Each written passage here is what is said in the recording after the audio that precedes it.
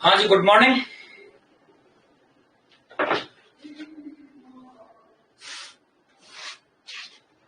बताइए हम कल की क्लास में कहां तक पहुंच गए थे।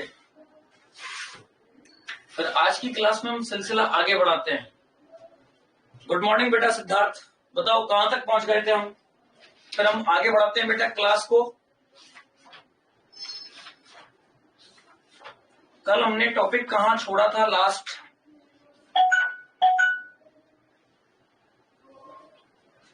कल हमने टॉपिक लास्ट कहां छोड़ा था।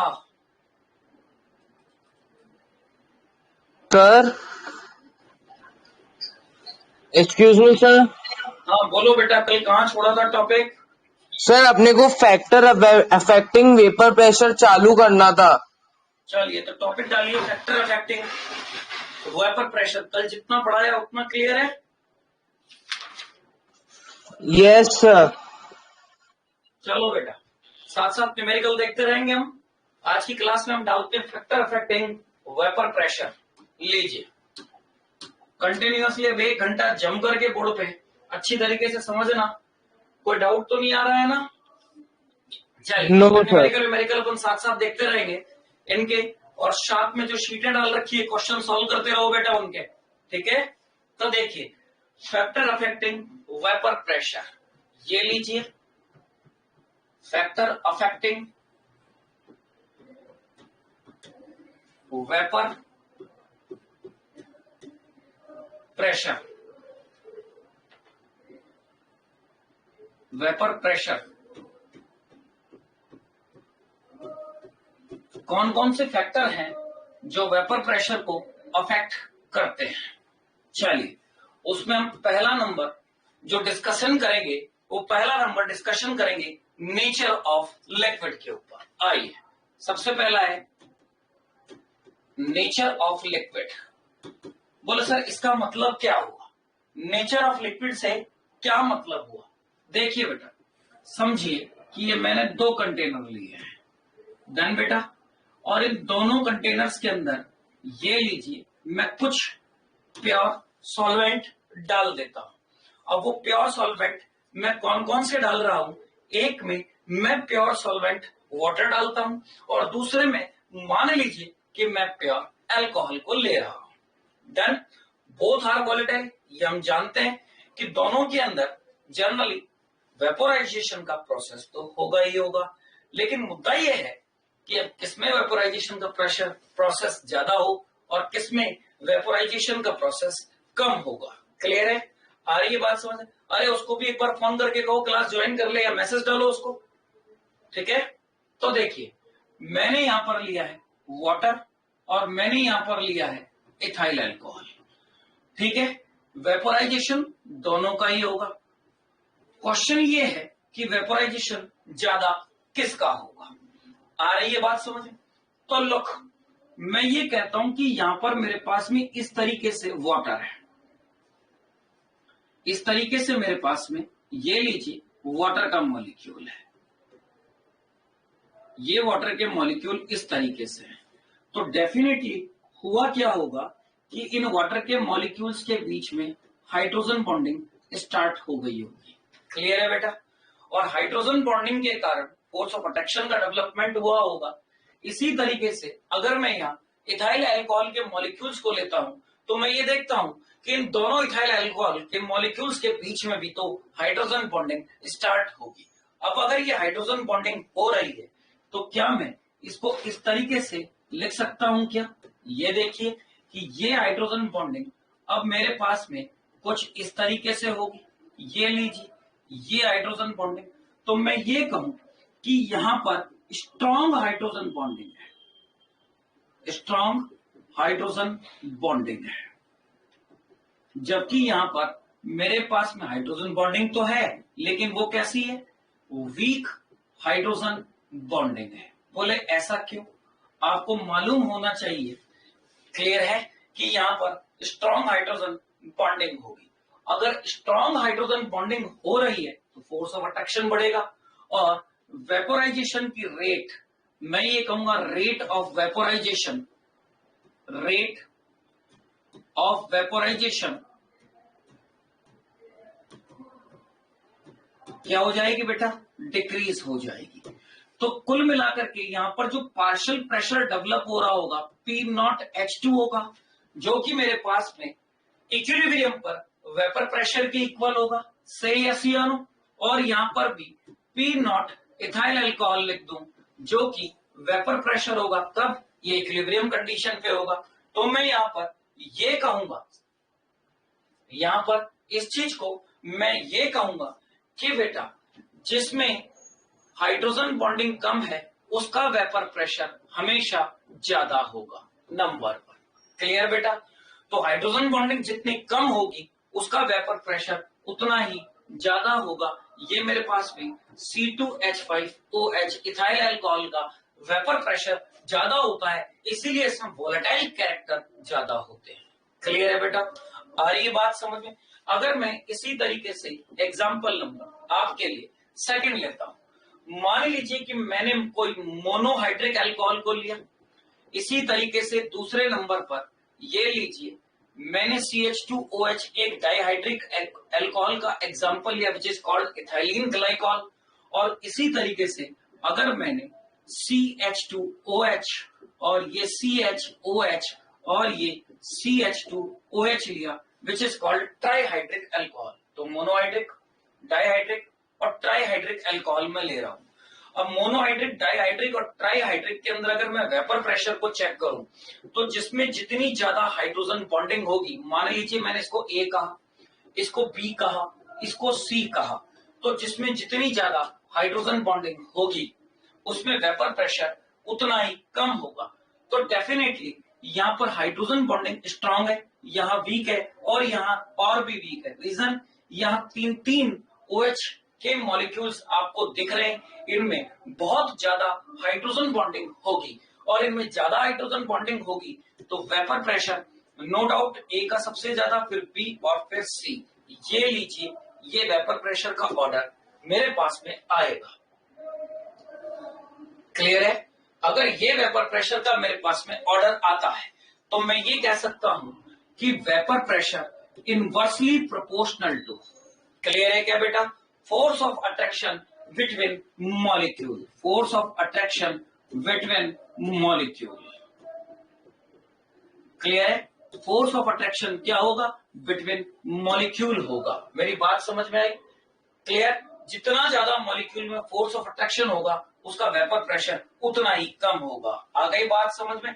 तो मैं ये कहूंगा कि जिसका वेपर प्रेशर जितना ज्यादा होगा वो मेरे पास क्या होगा बेटा, मोर वॉलेटाइल लिक्विड। अगर वेपर प्रेशर किसी भी लिक्विड का इंक्रीज होगा तो वॉलेटिलिटी भी क्या हो जाएगी, इंक्रीज हो जाएगी। आ रही है बात समझ में?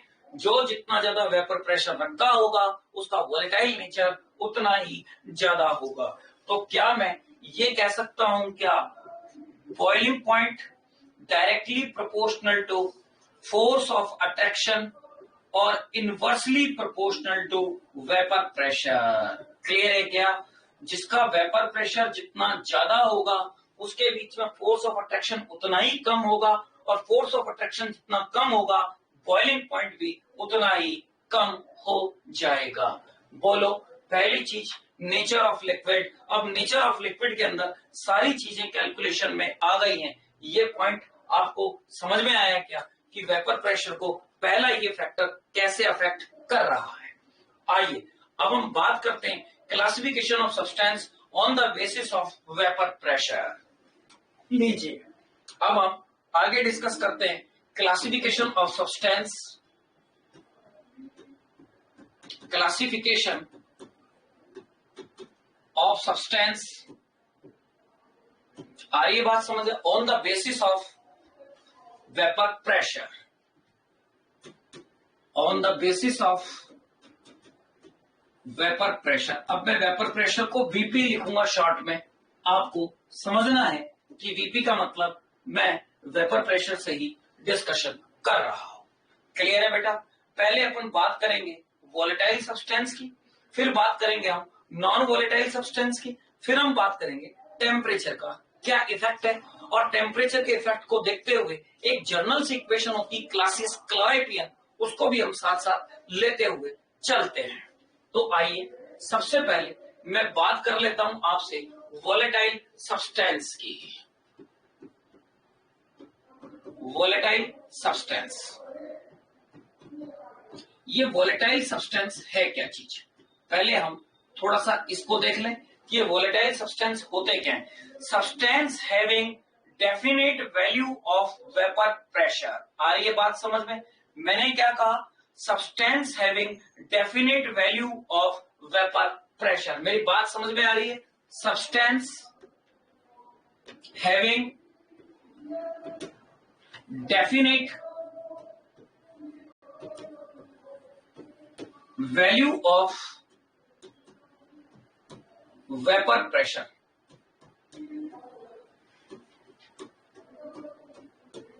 जो सब्सटेंस डेफिनेट वैल्यू रखते होंगे वेपर प्रेशर की, वो मेरे पास में सारे क्या होंगे? वोलेटाइल सब्सटेंस होंगे। तो मैं ये कहूंगा कि P नॉट इक्वल टू 0। 100% इनके पास में कुछ ना कुछ डेफिनेट वैल्यू है। किसकी? वेपर प्रेशर की। और P नॉट क्या है? आप पढ़ क्या है? पार्शियल प्रेशर इक्विलिब्रियम पर मैक्सिमम जो होगा वो वेपर प्रेशर के इक्वल होगा। कल हमने इस चीज को समझ लिया था। बात समझ में आ गई? तो मैं ये कहूं कि अगर मैं एग्जांपल लूं तो देखिए, water, methyl alcohol, ethyl alcohol. आ रही है बात समझ में? वाटर हो गया, मिथाइल अल्कोहल हो गया, इथाइल अल्कोहल हो गया, बेंजीन हुआ, टाउलिन हुआ, हम कुछ भी ले सकते हैं ना। ये लीजिए बेंजीन, टाउलिन एक्सेट्रा, ये जितनी भी चीजें हैं ये सारी की सारी क्या है बेटा?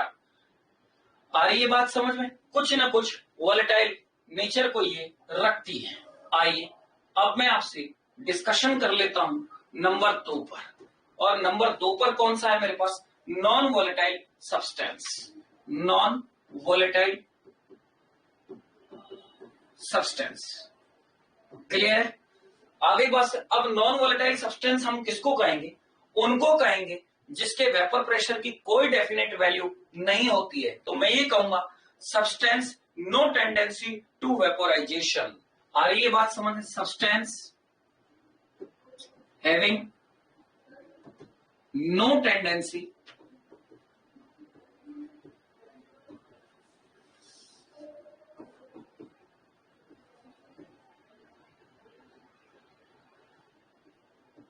आ रही बात समझ में? Substance having no tendency of vaporisation. ये लीजिए, ऑफ वेपोराइजेशन। दैट मीन्स मैं ये कहूं कि P नॉट इक्वल टू 0। जिनके लिए भी वेपर प्रेशर की वैल्यू 0 हो जाएगी वो सारे के सारे नॉन वोलेटाइल सब्सटेंस होंगे। जैसे एग्जांपल अगर मैं लूं, यूरिया, ग्लूकोज, फ्रक्टोज, सुक्रोज वगैरह वगैरह, कुछ भी मैं ले सकता हूं। सुक्रोज। देखो एक बात और चीज समझाता हूं, दुनिया में ऐसा कोई सब्सटेंस नहीं है जो वोलेटाइल नहीं है। पहली चीज तो ये याद रखना, सारे वोलेटाइल होते हैं। जो चीज बनी है उसका अंत भी होगा। सॉलिड भी वोलेटाइल है लेकिन वो मेजरेबल नहीं है। उसका वोलेटाइल कैरेक्टर इतना स्लो है जिसको हम आसानी से मेजर कर ही नहीं पाते हैं। उसको वोलेटाइल होने में कई सालों पूरे हो जाते हैं और उसको हम ऑब्जर्व नहीं कर पाते। ऐसी चीजों को हम क्या कह रहे हैं? Non volatile. बात समझ में आ रही है? तो अकॉर्डिंग टू थ्योरी तो ये मान करके चलो कि अगर अपन थर्मोडायनेमिक्स का डाटा काम में ले और थर्मोडायनेमिक्स की तरह सोचे तो जैसे अपन कहते हैं हीरा है सदा के लिए, लेकिन हीरा नहीं, उसको कन्वर्ट होने में हजारों साल लग जाते हैं ग्रेफाइट में। इसलिए अपन कह देते हैं कि हाँ भाई ये स्लो, बहुत प्रोसेस धीरे हो रहा है। इसी तरीके से कोई भी जो सॉलिड्स है, बात समझ में आ रही? ये जितने भी जो सॉलिड्स हैं, ये जितने भी जो सॉलिड है, ये सॉलिड भी वोलेटाइल कैरेक्टर रखते हैं लेकिन इनका वोलेटाइलेशन का कैरेक्टर इतना स्लो होता है, ये प्रोसेस इतना स्लो होता है कि हम इसको आसानी से ऑब्जर्व नहीं कर पाते। और जब आसानी से ऑब्जर्व नहीं कर पा रहे तो हम लोग इसको क्या कह रहे हैं कि ये नॉन वोलेटाइल हो गए। मेरी बात समझ में आ गई? क्लियर है? चलिए अब हम बात करते हैं किसकी बेटा? टेम्परेचर की। आइए अब मैं आपसे पहले डिस्कशन ये कर लूं कि ये टेम्परेचर क्या चीज बता रहा है। क्लियर है? ये लीजिए पॉइंट नंबर 2। पहला हमने लिया था nature of liquid factor affecting में, और उसको समझा, और उसमें भी classification of substance on the basis of vapour pressure समझा। सेकंड इफेक्ट मैं समझता हूं टेम्परेचर का। क्लियर है? ये टेम्परेचर का क्या इफेक्ट है? शॉर्ट में लिख रहा हूं मैं टेम्परेचर, तो मैं कह रहा हूं on increasing temperature kinetic energy of molecule increases. तो मैं ये कहूंगा कि on increasing temperature kinetic energy of molecule increases. अगर काइनेटिक एनर्जी इंक्रीज हो रही होगी मॉलिक्यूल की, आ रही है बात समझ में? क्लियर है ना? तो टेम्परेचर भी बढ़ेगा। That means temperature is directly proportional to kinetic energy. अगर काइनेटिक एनर्जी बढ़ रही है, दैट मीन्स 101% टेम्परेचर बढ़ रहा होगा। ड्यू टू विच, मैं क्या कह रहा हूं? ड्यू टू विच, अगर काइनेटिक एनर्जी बढ़ रही है, आ रही है बात समझ में, तो अट्रैक्शन जो मॉलिक्यूल्स के बीच में हो रहा होगा वो कम हो जाएगा। क्या? Due to which attraction between molecule decreases. क्या कहूंगा मैं? मेरी बात समझ में आई? अट्रैक्शन, आ रही बात समझ में? Attraction between, due to which attraction between molecule decreases. Molecules के बीच में जो अट्रैक्शन लग रहा होगा वो अट्रैक्शन कम होने लग जाएगा। कब? अगर मैं टेम्परेचर बढ़ा देता हूं, काइनेटिक एनर्जी बढ़ेगी, मॉलिक्यूलर इंपैक्ट बढ़ेगी। मॉलिक्यूलर इंपैक्ट बढ़ेगी तो होगा क्या? इसके कारण दो एटम के लगने के बीच में जो अट्रैक्शन लग रहा होगा वो अट्रैक्शन कम हो जाएगा। बात मेरी समझ में आई बेटा? आ रही है बात समझ में? And vapour pressure will increase. तो मैं ये कहूंगा कि एंड वेपर प्रेशर इंक्रीज हो जाएगा। और वेपर प्रेशर क्या हो जाएगा? इंक्रीज हो जाएगा। तो कुल मिलाकर के टेम्परेचर बढ़ रहा है तो वेपर प्रेशर बढ़ रहा है। क्यों बढ़ रहा है? टेम्परेचर बढ़ाने से काइनेटिक एनर्जी बढ़ रही है। काइनेटिक एनर्जी से हो क्या रहा है? मॉलिक्यूलर इंपैक्ट बढ़ रही है। मॉलिक्यूलर इंपैक्ट से हो क्या रहा है? दो मॉलिक्यूल्स के बीच में फोर्स ऑफ अट्रैक्शन डिक्रीज हो रहा है। मुद्दा समझ में आया? तो क्या मैं कह सकता हूं कि vapour pressure is directly proportional to temperature. ये लीजिए, बोलो पहले तो ये पॉइंट समझ में आया क्या कि वेपर प्रेशर अगर बढ़ता है तो टेम्परेचर का रेस्पॉन्सिबल फैक्टर होगा। टेम्परेचर बढ़ेगा तो वेपर प्रेशर भी बढ़ेगा। अगर मैं इस तरीके से एक ग्राफ लूं, मैं क्या कह रहा हूं कि इस तरीके से अगर मैं ग्राफ प्लॉट करूं, किस किस के बीच में? मैं बात कर रहा हूं वेपर प्रेशर वर्सेस टेम्परेचर के बीच में। तो ग्राफ इस तरीके से जाएगा, टेम्परेचर बढ़ेगा तो वेपर प्रेशर भी बढ़ेगा। डन बेटा? पॉइंट क्लियर है? आ रही है बात समझ में? तो variation of vapour pressure with temperature, ये लीजिए, variation of vapour pressure with temperature. अब थर्मोडायनेमिक्स के अकॉर्डिंग आप लोग हमेशा याद रखना, जिसके अकॉर्डिंग चेंज हो रहा हो वही एक इक्वेशन बन जाती। तो variation of vapour pressure with temperature, temperature के रेस्पेक्ट में हम वेपर प्रेशर का वेरिएशन चेक कर रहे हैं। क्लियर है? तो मैं यहां पर ये कहूं कि D upon D T L N VP, आ रही बात समझ में? D upon D T L N VP. ये एल एन वीपी क्या है? बात समझ में आ रही है? तो मैं यहां कहूंगा कि डेल्टा एच वेपोराइजेशन, बड़ा ढंग से समझना, अपॉन किसके रेस्पेक्ट में निकाल रहे हैं? टेम्परेचर के। तो आर टी स्क्वायर, ये एक इक्वेशन होती है, बड़ी ही फेमस इक्वेशन है ये। क्लियर है? Variation of vapour pressure with temperature, temperature के रेस्पेक्ट में वेपर प्रेशर में जो वेरिएशन आता है, ये एक बड़ी फेमस इक्वेशन है। इसको कहते हैं क्लासियस क्लोरेपियन। क्या कहते हैं इसको? Clausius Clapeyron equation. आइए मैं लिख देता हूं ये इक्वेशन मेरे पास में क्या कहलाती है। कभी कभी ये डायरेक्ट पूछ ली जाती है रिएक्शन थर्मोडायनेमिक्स के पॉइंट ऑफ व्यू से, इसको कहते हैं क्लासेस CLAU। CLAU पूरी स्पेलिंग लिख रहा हूं, ध्यान देना। आ रही बस SIUS, क्लासियस, क्लैरेपियन, CLAR। आ रही है बात समझ में? CLAPR होगा ना, क्लैरेपियन, PR।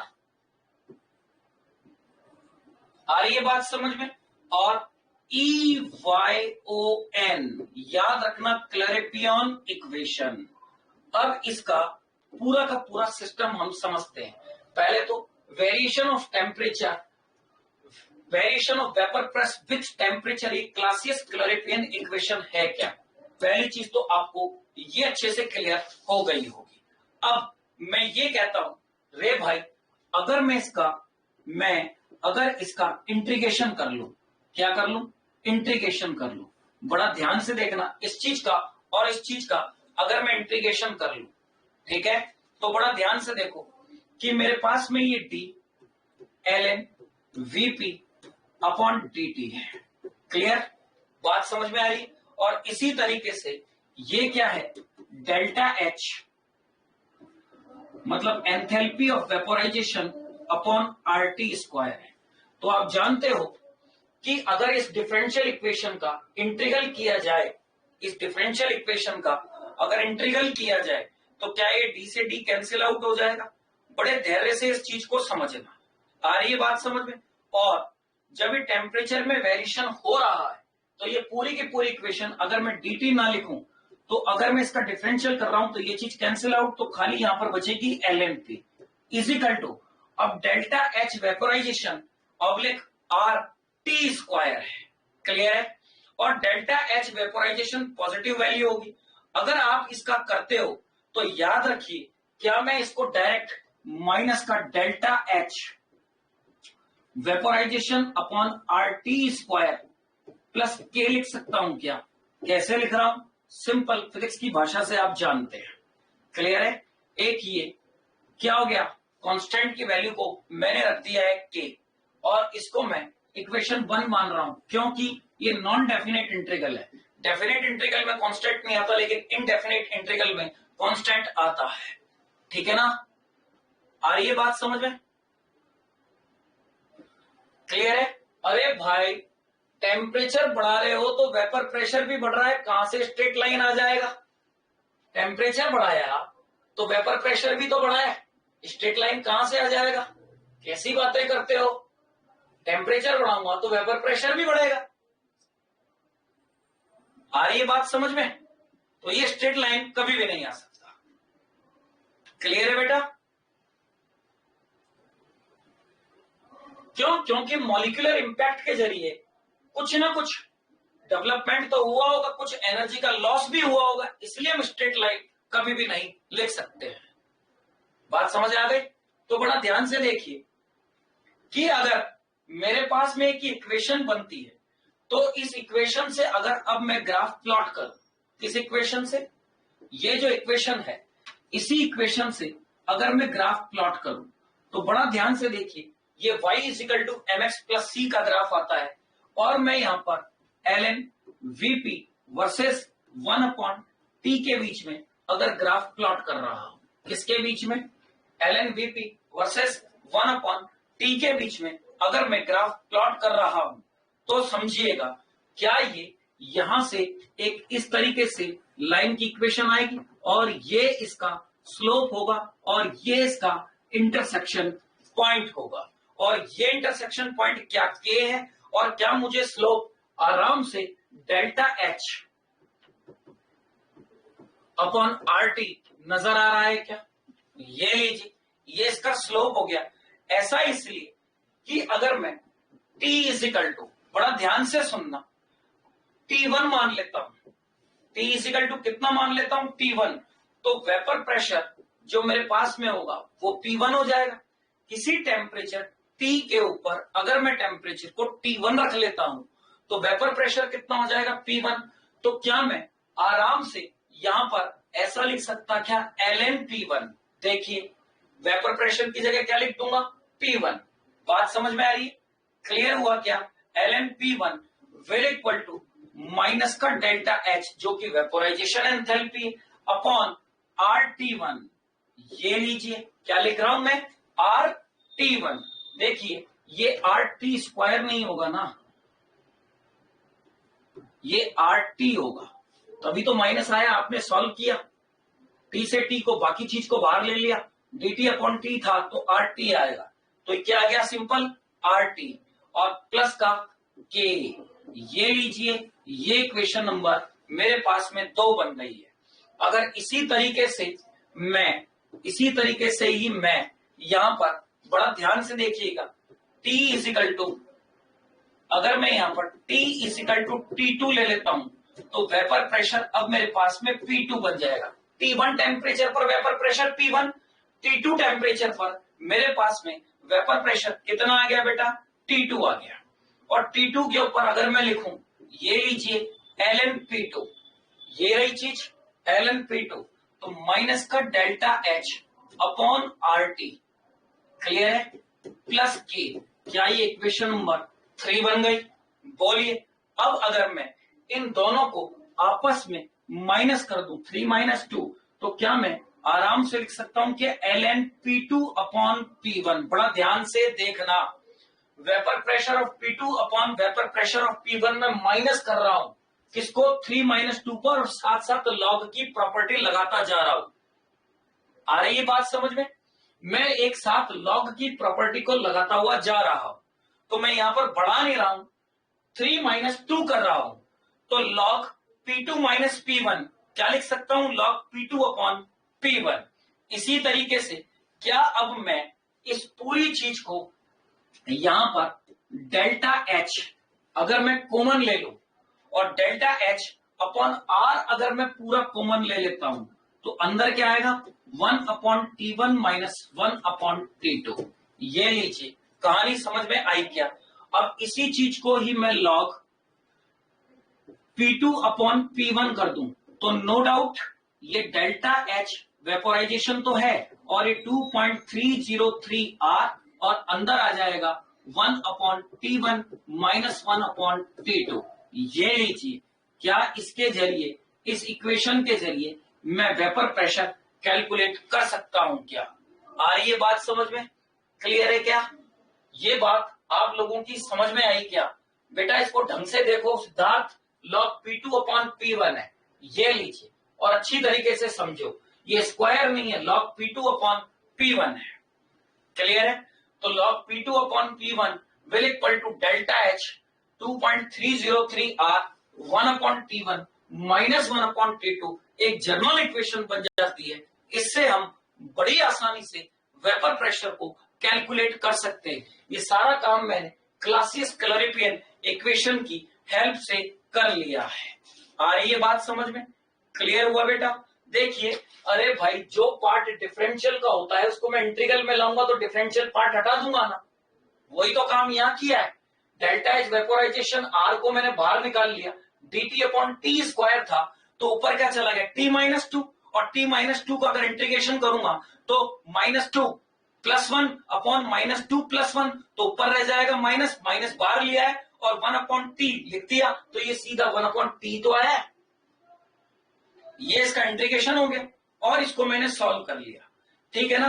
अब ये जो मेरे पास में इक्वेशन होती है, ये रामबाण इक्वेशन है, ये एक यूनिवर्सल इक्वेशन की तरह काम करती है। इसके जरिए, आ रही है बात समझ में, all things which related with equilibrium, जो भी चीज इक्विलिब्रियम से रिलेटेड होती हो, all things which related with equilibrium, यहां लिख देता हूं, ऑल थिंग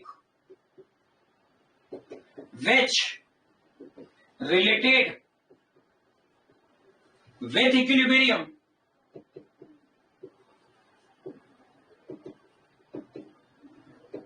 जो भी चीज इक्विलिब्रियम पर डिपेंड करती है वो सारी चीज इससे कैलकुलेट की जा सकती है इस इक्वेशन से, लाइक केपी, केसी, वेपर प्रेशर।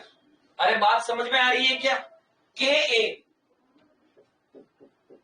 के बी, के एस पी, के अभी पढ़ोगे तुम, एबिलियोस्कोपिक कांस्टेंट, क्रायोस्कोपिक कांस्टेंट, के एस पी सॉल्युबिलिटी प्रोडक्ट। मेरी बात समझ में आ रही है क्या? के एच हाइड्रोलिसिस कांस्टेंट, और ये लो KW। कुछ भी निकालना हो सब कुछ डायरेक्ट इस एक इक्वेशन से कैलकुलेट किया जा सकता है। आ गई बात समझ में? क्लियर है क्या? ये यहां तक क्लियर है? अरे बेटा इंटीग्रेशन में डिनोमिनेटर वगैरह है, तुम यार इस चीज को पढ़ो ना।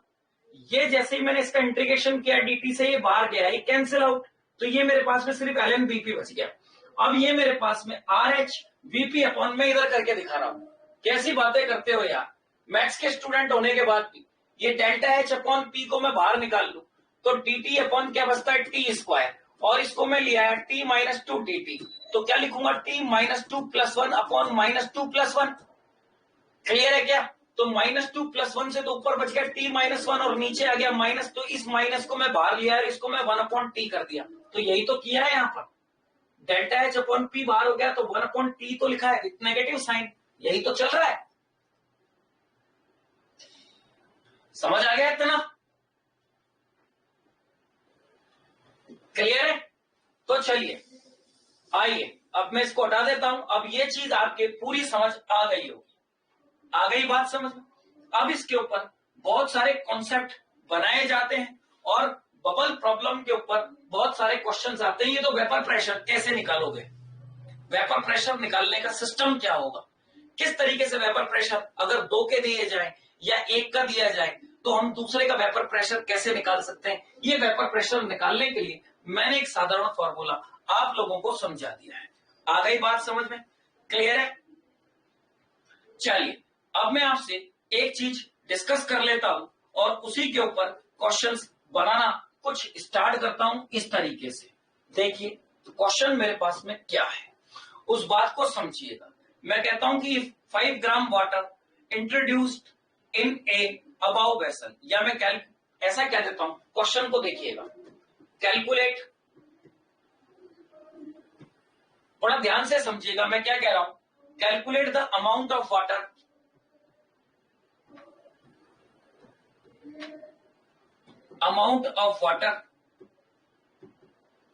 आ रही बात समझ? Calculate the amount of water required to saturate,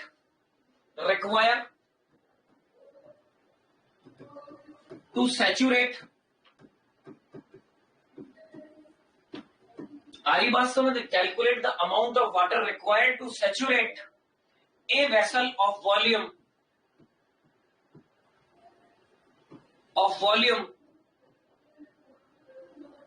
82 litre. कितना दे रहा हूं मैं? 82 लीटर एट 300 केल्विन। आ रही है बात समझ में? अब मुद्दा समझना। Given vapour pressure of water eight, given दिया गया है, गिवन है मतलब vapour pressure of water at 300 kelvin. 300 kelvin पर मैं वाटर का वेपर प्रेशर आपको दे रहा हूं 38 टोर, इज 38 टोर। ये लीजिए, पहले क्वेश्चन को समझो। Calculate the amount of water, मैं क्या पूछ रहा हूं? Calculate the amount of water required to saturate a vessel of volume 82 litre at 300 kelvin. आगे बात में given vapour pressure of water at 300 kelvin is 38 torr. बात समझ में आ गई? क्लियर है? देखिए इसको एक इस तरीके से समझिए कि मेरे पास में ये कंटेनर है, 300 केल्विन के ऊपर ये सारी कहानी चल रही है। इसका वॉल्यूम है 82 लीटर, किसका? इस कंटेनर का। बात समझ में आ रही है? क्लियर है? और वेपर प्रेशर, इसके अंदर कोई भी वाटर है उसका वेपर प्रेशर मैं दे रहा हूं 38 टोर। तो calculate the amount of water required to saturate a vessel of volume 82। तो ये इस कंटेनर का वॉल्यूम 82 है और जो यहां पर वेपर बन रही होगी उसके कारण 38 टोर का प्रेशर जनरेट होता है। तो मुझे ये बताना है इस कंटेनर के अंदर वाटर का अमाउंट कितना था। अरे बात समझ में आ गई क्या? तो सबसे पहले टोर को तो मुझे एटीएम में कन्वर्ट करना पड़ेगा। तो क्या मैं इसको लिख सकता हूं क्या 38 टोर अपॉन 760 एटीएम? तो टोर क्योंकि 760 एटीएम से अगर मैं डिवाइड कर दूं तो क्या ये उसमें कन्वर्ट हो जाएगा? तो नो डाउट कि अगर मैं इसको काट दूं तो ये 1/38 दूना 76, तो ये 20 1/20 ATM आएगा। ये लीजिए, सबसे पहले मैंने प्रेशर को कन्वर्ट कर लिया ATM में।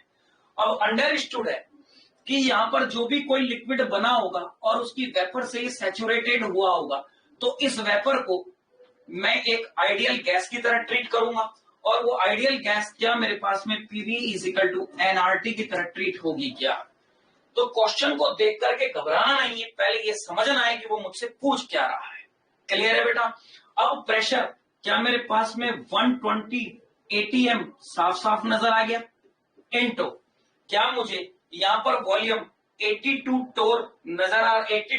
लीटर नजर आ रहा है क्या।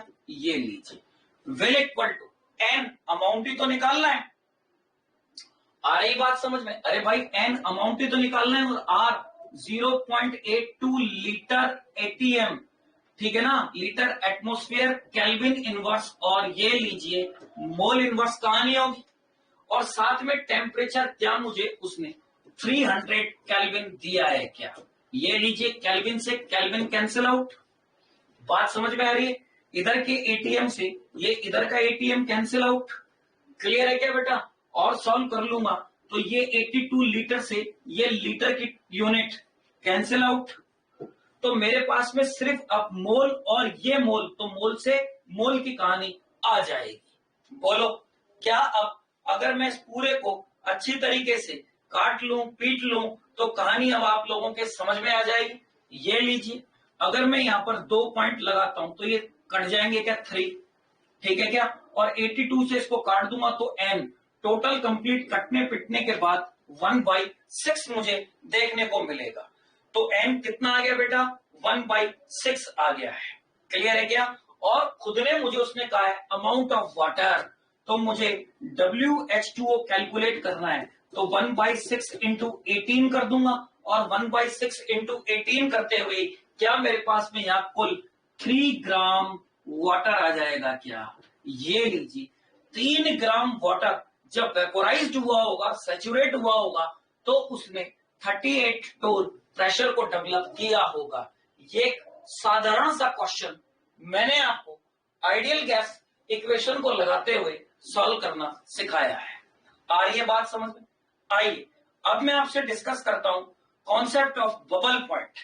ये कॉन्सेप्ट ऑफ बबल पॉइंट ना एनसीईआरटी से कोई लेना देना है और ना ही कुछ है। आ रही है बट बात समझ में। तो इसको मैं कैसे सॉल्व करूंगा, देखिए मिस्टेक मुझसे हो सकती है, 1/60 आ जाए, ये आप चेक कर लीजिएगा। मैं तो यहाँ पर रनिंग में कैलकुलेशन कर रहा हूं, और रनिंग में हो सकता है कि मुझसे थोड़ी बहुत मिस्टेक हो जाए, तो इसको आप चेक कर लीजिएगा। ठीक है बेटा, बात समझ में आ रही है। मेरे अकॉर्डिंग तो आंसर 3 ग्राम आना चाहिए, ठीक है, और आप इसको अच्छी तरीके से और चेक कर सकते हो। ठीक है, चलिए बढ़े अपन आगे। भाई देखो, इस पॉइंट को हटाया मैं 82, तो ये 82 से तो 82 कैंसिल आउट, ऊपर 3 बच रहा है। आ रही है बात समझ में, क्लियर है ना। और 3 बटा हुआ 20 बच रहा है। अगर मैं काट दूं और इसको भी काट दूं तो सही है, फिर तो 1/6 ही आएगा, चेक कर लेना। ठीक है, चलिए अब मैं आपसे बात करता हूं concept of bubble point and dew point. आ रही है बात समझ में। अभी concept of bubble point dew point क्या होते हैं, जब आप जेई के क्वेश्चन सॉल्व करने के लिए बैठेंगे, प्रॉपरली जेई के क्वेश्चन सॉल्व करते हैं, तब आप इन चीजों से रूबरू होंगे कि ये पॉइंट्स क्या होते हैं, ये सारी चीजें क्या होती है। चैप्टर बहुत बड़ा है फिजिकल का, ये चैप्टर एक जान है फिजिकल की। फिजिकल में जितने भी अच्छे चैप्टर होते हैं सब कुछ बहुत बढ़िया चैप्टर होते हैं। तो आइए अब हम सबसे पहले जो कंसेप्ट उठा रहे हैं, उस कंसेप्ट का जो हम नाम ले रहे हैं वो क्या है, कॉन्सेप्ट ऑफ बबल पॉइंट। ये लीजिए, मैं क्या कह रहा हूं, कॉन्सेप्ट ऑफ बबल पॉइंट। आ रही है बात समझ, concept of bubble point.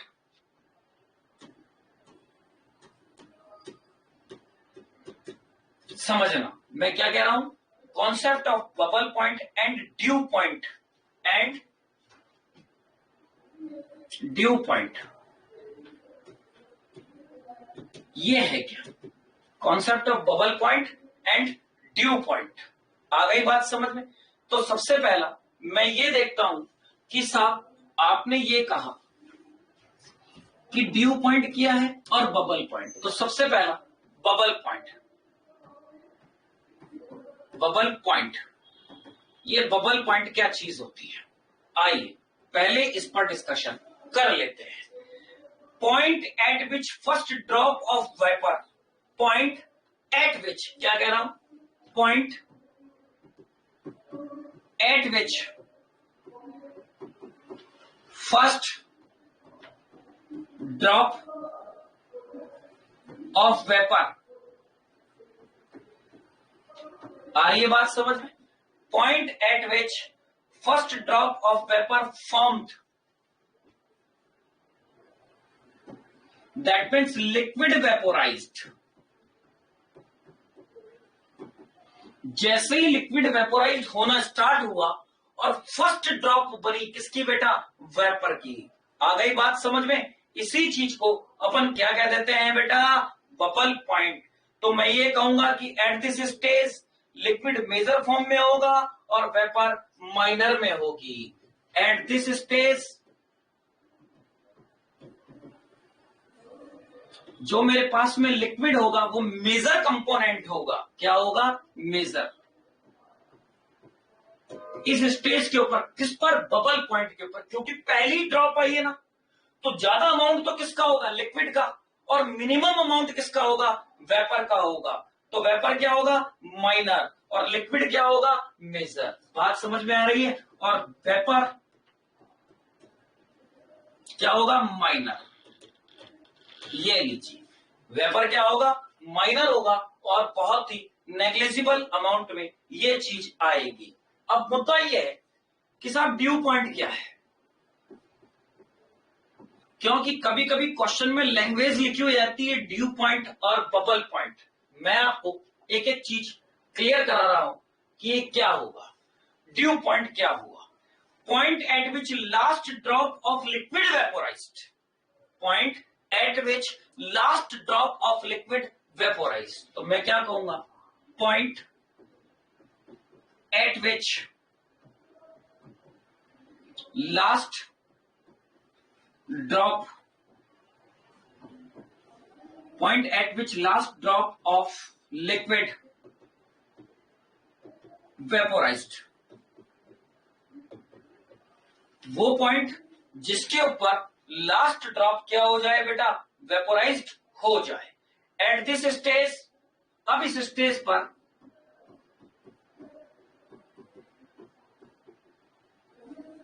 Vapour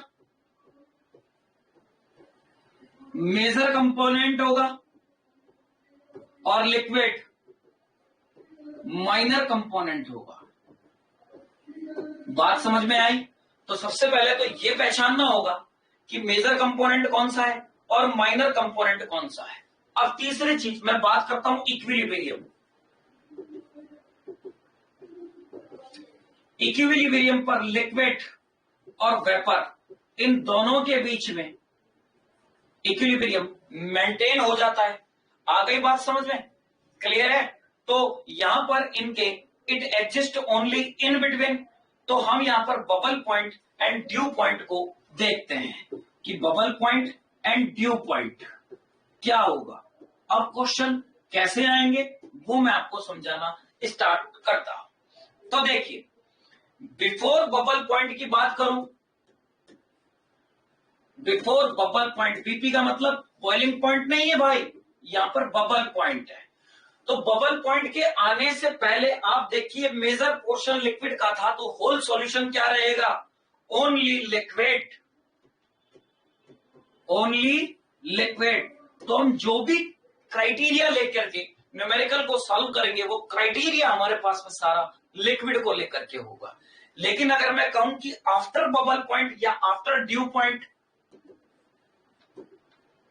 after due point, अब मेरे पास में क्या सिर्फ और सिर्फ ओनली वेपर रहेगी क्या, ये लीजिए ओनली वेपर।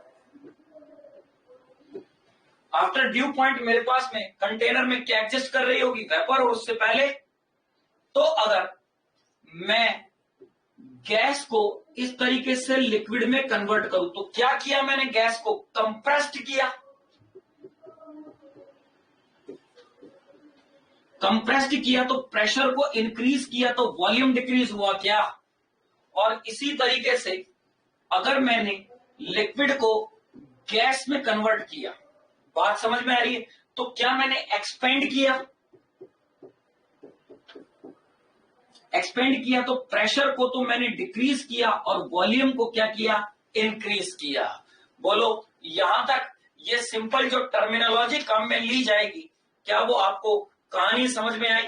आइए अब मैं इसी चीज को समझा दूं आपको एक अच्छे तरीके से, ताकि इस टाइप के जो क्वेश्चंस बनते हो कि ड्यू पॉइंट क्या होगा, बबल पॉइंट क्या होगा और इसके ऊपर किस तरीके से क्वेश्चंस बनाए जाएंगे, वो मैं आपसे अब थोड़ा सा डिस्कस कर ही लेता हूं। मान लीजिए कि बेटा मेरे पास में ये कंटेनर है, बड़ा धैर्य से समझना, और इस कंटेनर के ऊपर मैंने इस तरीके से एक पिस्टन रख दिया है और ये पिस्टन वेटलेस है और फ्रिक्शनलेस है और मैंने इसके अंदर लिक्विड फिल कर दिया है।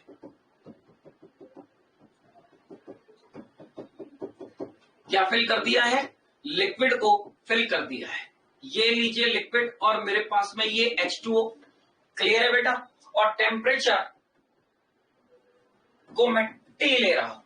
इस टेम्परेचर T के ऊपर यहां पर जो वेपर प्रेशर मेरे पास आया वो 4 atm में मानता हुआ चलता हूं। कितना आया होगा वेपर प्रेशर? 4 atm। पिस्टन मैंने लगा रखा है जो कि वेटलेस और फ्रिक्शनलेस है। आ रही बात समझ? 4 atm मेरे पास में आया होगा। क्लियर है बेटा? बड़े धैर्य से समझना। अब मैंने कहा कि अगर ये पिस्टन ऊपर जाता है, पिस्टन रेस कैसे जाएगा? ये लीजिए, ये पिस्टन ऊपर गया होगा। कब गया होगा?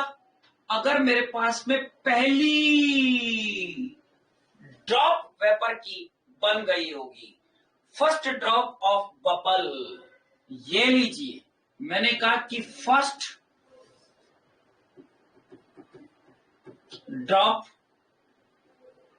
ऑफ बबल, क्लियर है। और ये मेरे पास में इसमें सारा लिक्विड फिल है, क्लियर है क्या बेटा? और लिक्विड और वेपर इक्विलिब्रियम स्टेट में है और मेरे यहां पर पास फर्स्ट ड्रॉप डेवलप हुई होगी। और जैसे ही first drop of bubble develop हुई होगी तो आप बड़ा ध्यान से देखिए, सिर्फ ये पिस्टन इतना सा चला और मेरे पास में अब ये जो वेपर है वो माइनर है और मेरे पास में जो ये कहानी है सारी ये लिक्विड की, क्या ये मेजर पोर्शन है क्या? बात समझ में आ रही है? क्लियर हुआ बेटा? तो मेजर लिक्विड, माइनर क्या हुआ वेपर, और क्या ये फर्स्ट ड्रॉप अब नेग्लिजिबल हो सकती है क्या? एक ही तो ड्रॉप बनी है और ये बहुत ही माइनर है, तो ये नेग्लिजिबल माना जा सकता है क्या? अगर ये नेग्लिजिबल माना जाए तो आप देखिए, अगर मैं यहां क्वेश्चन को सॉल्व करूं, P1 V1 is equal to nRT1, आ रही बात समझे? P1 V1 N1 और लगा देता हूं तो RT सिंपल जो गैस बनी है, जो वेपर प्रेशर की एक ड्रॉप आई है, कहने का मतलब फर्स्ट ड्रॉप ऑफ बबल जो बना है, तो मेरे पास में 0.4 एटमॉस्फेरिक प्रेशर था वेपर प्रेशर का। अरे समझ में आ रहा है? वेपर प्रेशर मैंने 0.4 दे दिया, क्लियर है क्या? Into volume V1 will equal to N1 RT लिखा जाएगा क्या? क्लियर है क्या बेटा? ठीक है, तो यहां तक कहानी आप लोगों को समझ आ गई होगी। अब आइए फिर मैं तीसरी कंडीशन की बात करता हूं और फिर चौथी कंडीशन की बात करता हूं कि किस तरीके से ऐसे क्वेश्चंस को डेवलप किया जाता है। इधर देखिए नेक्स्ट, अब मैं आपसे ये कहूं कि साहब अब वेपर बहुत ज्यादा बनना स्टार्ट हुई होंगी और पिस्टन ऊपर आ गया होगा। आ गई बात समझ में? ये लीजिए पिस्टन रेस और पिस्टन ऊपर आया होगा, तो ये लीजिए, अब ये कंटेनर के अंदर ये पिस्टन मैंने इस जगह पर रख दिया, क्लियर है बेटा? जैसे इस जगह पर रख दिया होगा, पिस्टन ऊपर चला होगा, तो अब ये मेरे पास में लिक्विड हो गया और ये मेरे पास में वेपर हो गई। एट द टाइम इन दोनों के बीच में इक्विलिब्रियम आ गया होगा, पिस्टन रुक गया होगा। अब इस पिस्टन ने जो वॉल्यूम कवर किया होगा वो ऑब्वियसली ये V1 था वॉल्यूम, ये इतना V1 वॉल्यूम था यहां से यहां तक का। तो अब देखिए ये यहां से यहां तक का V2 वॉल्यूम कवर कर रहा है। कितना कर रहा है बेटा? V2 वॉल्यूम कवर कर रहा है। तो क्या अब मैं यहां पर P V2 is equal to N2RT लिख सकता हूं क्या? क्योंकि वॉल्यूम तो कितना कवर किया? P2। तो अब मेरे को एक बात बताइए, क्या अभी भी मेरे पास तो pressure 0.4 into V2 is equal to N2RT है? इक्वेशन तो यही आ रही है। और जब इक्वेशन ये आ रही है तो मुझे ये पता लग रहा है कि N2 is greater than N1। Moles जो ज्यादा होंगे वो वेपर के यहां ज्यादा होंगे कि यहां ज्यादा होंगे? तो मैं ये कहूंगा कि N2 is greater than N1, क्योंकि पिस्टन काफी ऊपर गया है। तो N2 is equal to N1। अरे हाँ या ना? अब इससे चौथा केस का डेवलपमेंट मैं कर रहा हूं, पहला, दूसरा और तीसरा। ये फर्स्ट ड्रॉप थी। अब सारी की सारी वेपर कन्वर्ट हो गई और एक लास्ट लिक्विड की ड्रॉप रह गई है। क्लियर है क्या बेटा? तो बड़ा ध्यान से देखना कि अब मेरे पास में ये पिस्टन है, ये रहा, और अब ये सारी की सारी गैस बन गई है, और मेरे पास में ये लास्ट ड्रॉप बची है। क्लियर है क्या? किसकी बेटा? लिक्विड की। Last drop of liquid remains. तो मैं क्या लिखूंगा? Last drop of liquid remain. ये लीजिए, और इसी को ही मैं कह रहा हूं डीपी, ड्यू पॉइंट।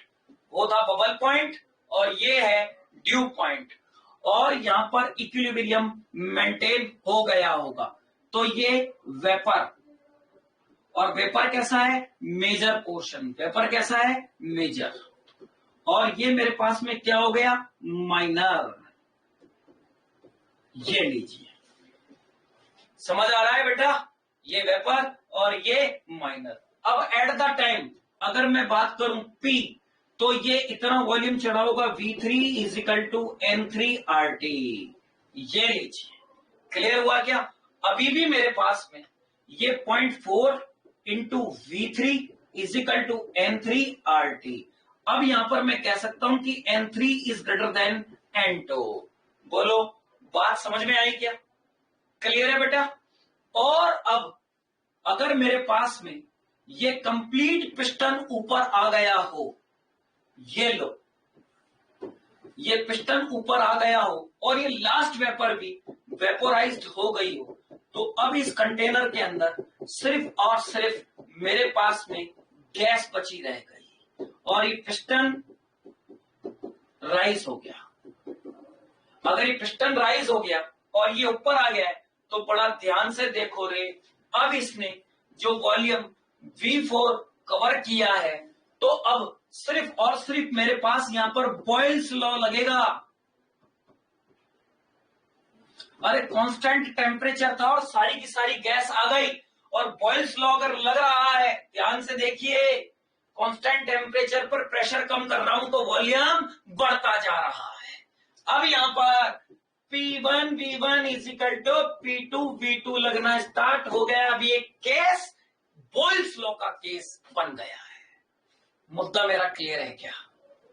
ये पूरी चीज को समझाने का मतलब समझ में आया कि फर्स्ट बबल पॉइंट क्या होगा, लास्ट बबल पॉइंट क्या होगा, और इसके ऊपर जब मैं जेई के क्वेश्चंस आपको सॉल्व कराऊं तब आपकी कहानी समझ में आनी चाहिए।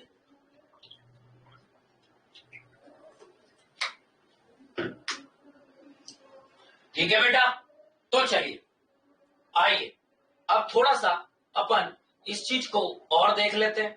ये लीजिए, इसको मैं यहां पर इस तरीके से रख देता हूं और थोड़ा सा ग्राफ प्लॉट करता हूं। देखिए, अगर मैं प्रेशर वर्सेस वॉल्यूम के बीच में कांस्टेंट टेम्परेचर पर ग्राफ प्लॉट करूं तो क्या ग्राफ कुछ इस तरीके से आता है क्या?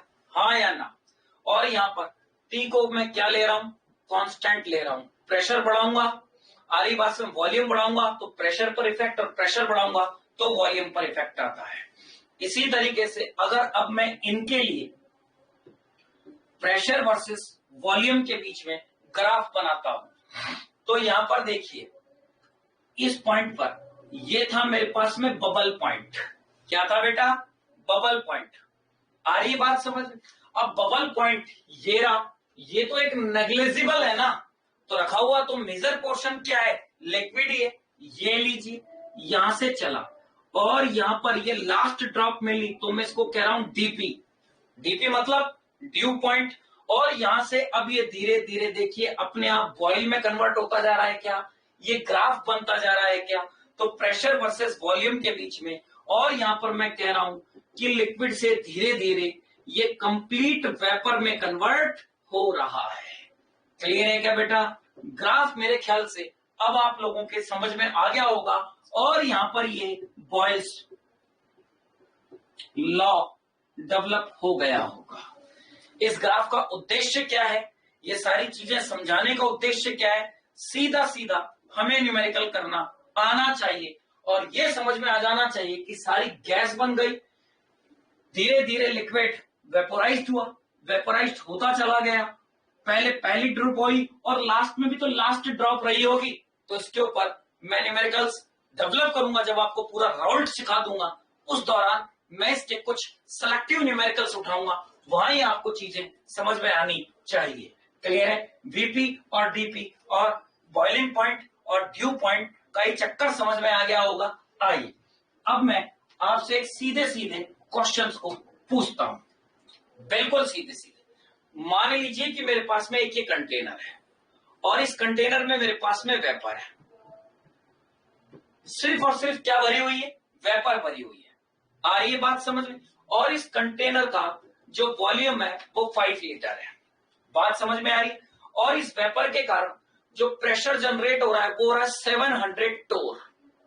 इस वेपर के कारण इस कंटेनर का जो प्रेशर जनरेट हो रहा है बेटा वो कितना हो रहा है? 700 टोर जनरेट हो रहा है।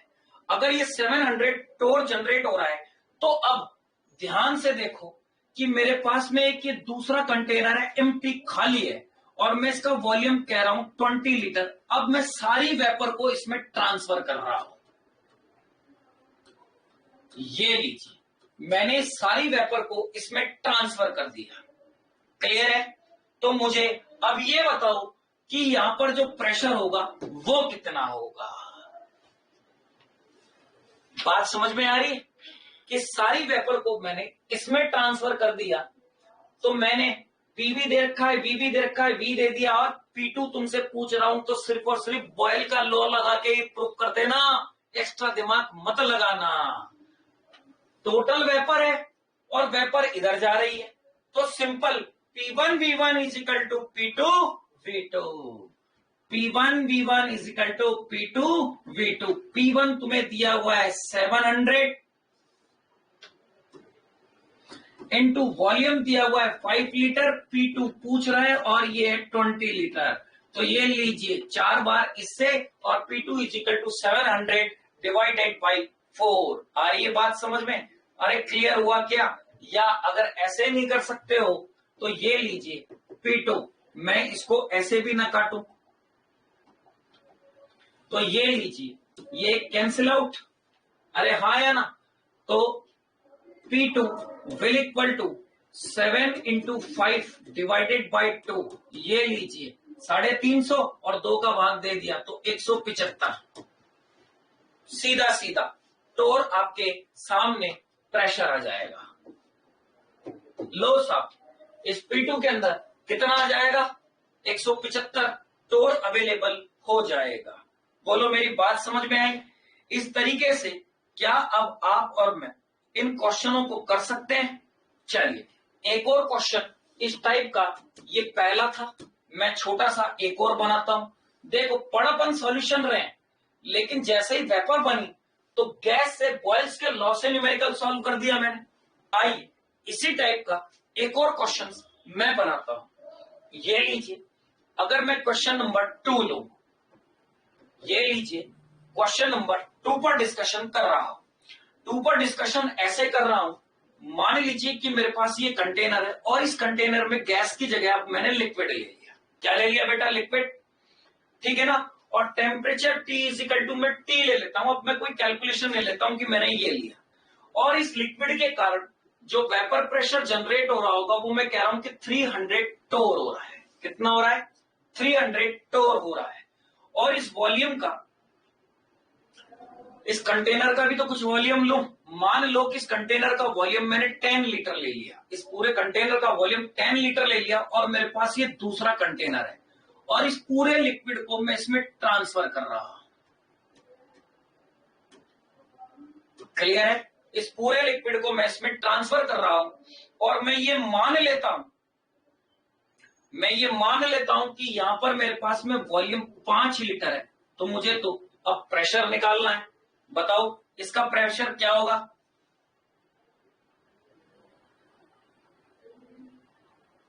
ये बड़ा ही अच्छा क्वेश्चन है, सिर्फ और सिर्फ लॉजिकली क्वेश्चन है। आप सोचो कि यहां पर वेपर प्रेशर क्या होगा और मुझे जवाब दो फटाफट।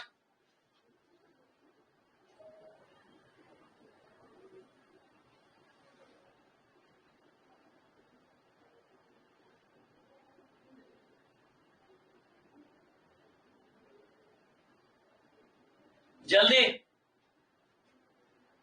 क्या आंसर आएगा बेटा इसका? यहां पर वेपर प्रेशर कितना होगा?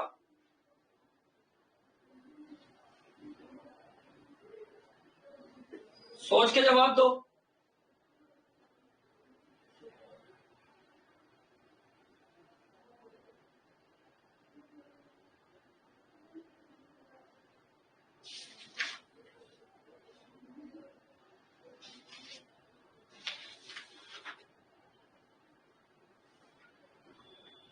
सिद्धार्थ नींद आ गई क्या?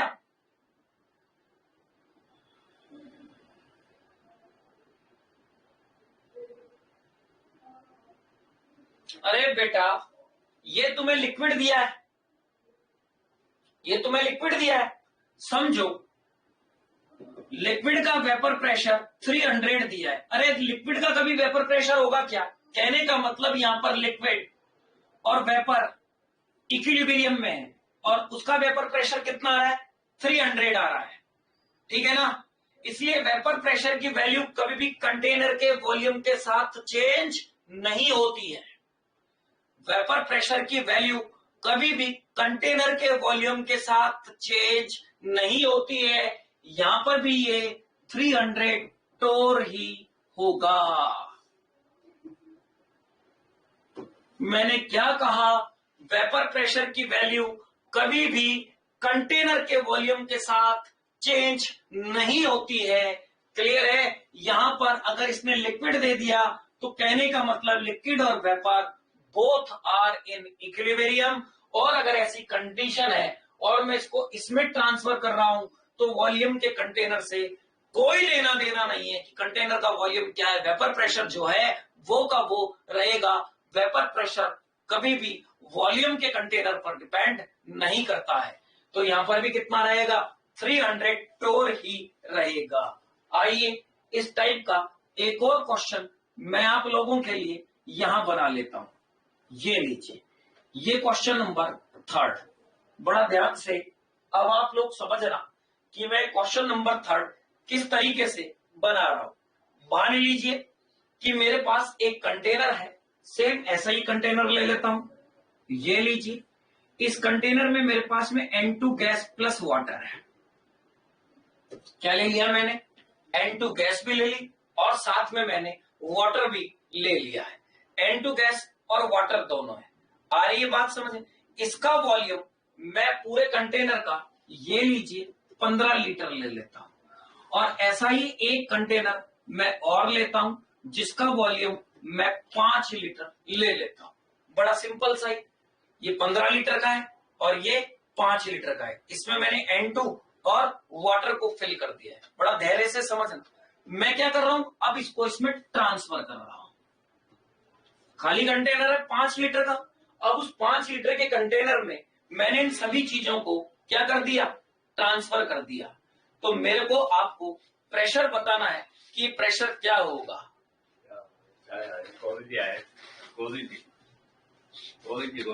अच्छा, तो ये प्रेशर कितना होगा इसका? 5 लीटर होगा। सॉरी, इसका प्रेशर P/2 का कितना होगा? सबसे पहली बात तो जो प्रेशर है वो P/2 कितनी होगी और इन सारी चीजों को अब अपन कैलकुलेट कर लेते हैं। और मान लीजिए कि यहां पर वेपर प्रेशर मैंने दे दिया 50 टोर, तो इस कंटेनर के अंदर पी टोटल कितना होगा मुझे ये कैलकुलेट करना है।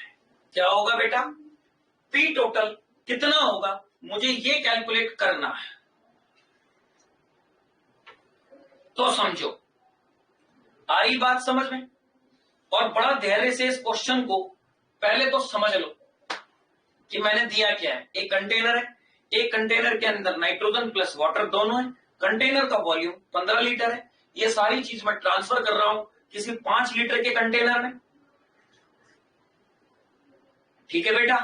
और जैसे ही मैं इसको ट्रांसफर कर रहा हूं तो वेपर प्रेशर जो है वो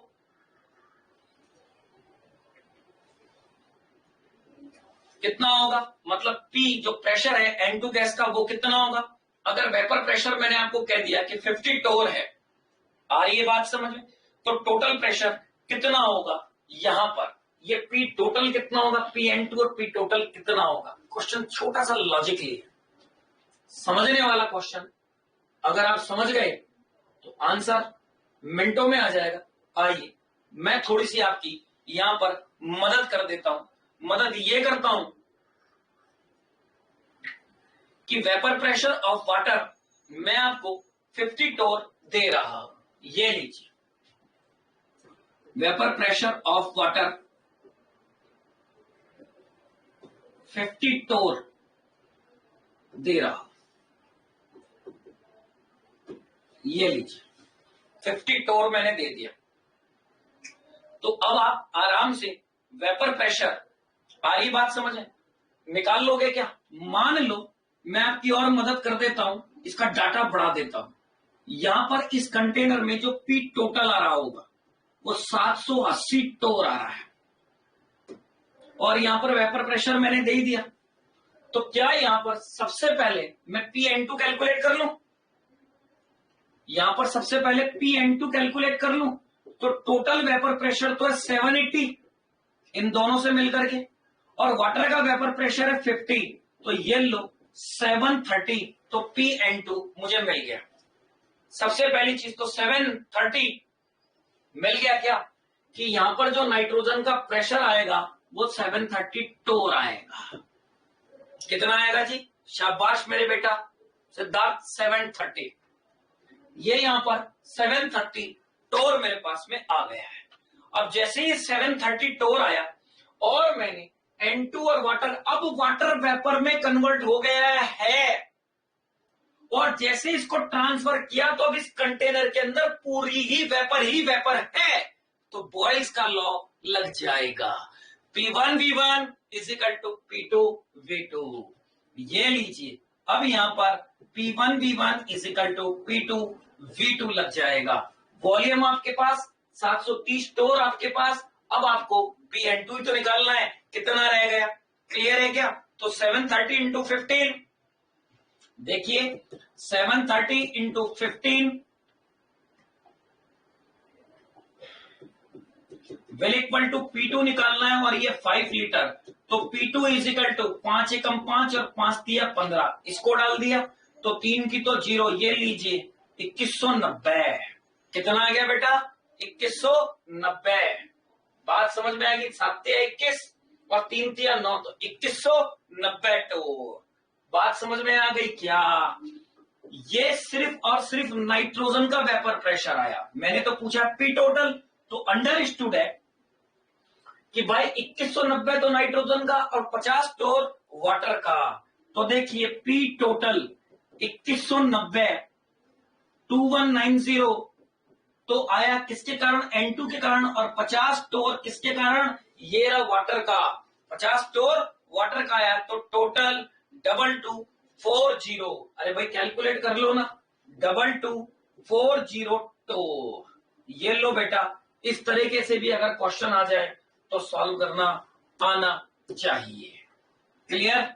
आज की क्लास मैं समझता हूं थोड़ी सी कम समझ में आई होगी, लेकिन इस वीडियो को देखना दोबारा से और फिर सॉल्व करना, तो ये अच्छी तरीके से न्यूमेरिकल सॉल्व करना आएंगे। मेरा उद्देश्य सिर्फ पढ़ाने का यहां पर बबल पॉइंट और ड्यू पॉइंट ये था कि जब पहली बबल बन रही हो तो क्या होगा, लास्ट बबल बन रही हो तो क्या होगा। राउल्ट के केस के अंदर मैं इस तरीके के न्यूमेरिकल्स आपके साथ शेयर करूंगा और सॉल्व करवाऊंगा। ठीक है, ठीक है, आ रही है बात समझ में। चलिए मैं आगे डिस्कस कर लेता हूं एडिशन ऑफ सॉल्यूट वापर, ठीक है ना, वेपर प्रेशर ऑफ सॉल्यूशन। अच्छा आज के लिए इतना ही, ठीक है, जैसी तुम्हारी मर्जी। आज मैं यहीं छोड़ता हूं, कल की क्लास में अब किसी भी नॉन वोलेटाइल सॉल्यूट को किसी सॉल्वेंट में ऐड कर दिया जाए तो वेपर प्रेशर पर क्या इफेक्ट आता है उसकी स्टडी करते हैं, और यहीं से अब हमारा सिलसिला स्टार्ट हो जाएगा। आ रही है बात समझ में, वेपर प्रेशर ऑफ सॉल्यूशन का। फिर हम केस की स्टडी करेंगे कि दो लिक्विड को मिला रहे हैं तो वेपर प्रेशर पे क्या इफेक्ट आएगा, एक लिक्विड और उस लिक्विड में अगर मैं सॉलिड डालूं तो वेपर प्रेशर पे क्या इफेक्ट आएगा। अब वो सॉलिड वोलेटाइल भी हो सकता है, नॉन वोलेटाइल भी हो सकता है। यहां से अब हमारे पास राउल्ट के फॉर्मूले स्टार्ट हो जाएंगे और ये चैप्टर अपना एक वास्तविक रूप लेना स्टार्ट कर देगा। यहां तक आप लोगों की प्रैक्टिस थी। So thank you so much, मिलते हैं फिर कल की क्लास में। Again thank you.